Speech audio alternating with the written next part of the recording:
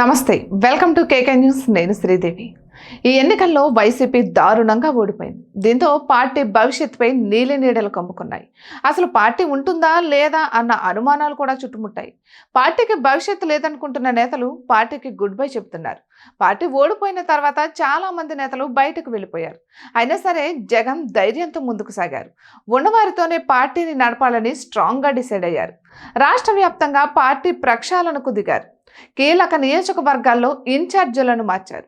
బయటకు వెళ్లిపోయిన నేతల స్థానంలో నూతన నియామకాలు చేపట్టారు. మరోవైపు 6 ప్రాంతాలుగా విభజించి రీజనల్ కోఆర్డినేటర్లను నియమించారు.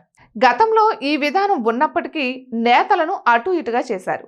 మరోవైపు జనవరి నుంచి ప్రజల్లోకి రావాలని జగన్ భావిస్తున్నారు. అందుకు సంబంధించి కార్యాచరణ సిద్ధం చేస్తున్నారు. అందులో భాగంగా ఈరోజు తాడేపల్లిలో సమావేశం నిర్వహించనున్నారు. సమావేశానికి రీజనల్ కోఆర్డినేటర్లతో పాటు నియోజకవర్గ ఇన్ఛార్జీలు కూడా రానున్నారు. 2027 ద్వితీయార్థంలో ఎన్నికలు వస్తాయని ప్రచారం జరుగుతోంది. ఈ తరుణంలో పార్టీ శ్రేణులను అప్రమత్తం చేస్తున్నారు జగన్.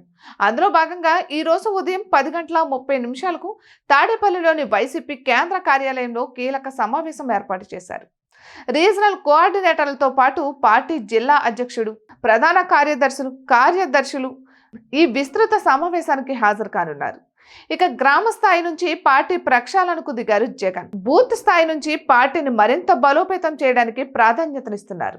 బూత్ స్థాయి కమిటీల ఏర్పాటుకు గ్రీన్ సిగ్నల్ ఇచ్చారు. క్షేత్ర స్థాయిలో పార్టీ బలోపేతానికి కృషి చేస్తున్న వారికి ఆ కమిటీలో ప్రాధాన్యం ఇవ్వనున్నారు.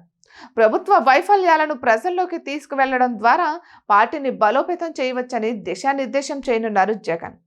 సూపర్ 6 హామీల అమలులో ప్రభుత్వం విఫలమైందని ప్రజల్లోకి తీసుకువెళ్లనున్నారు.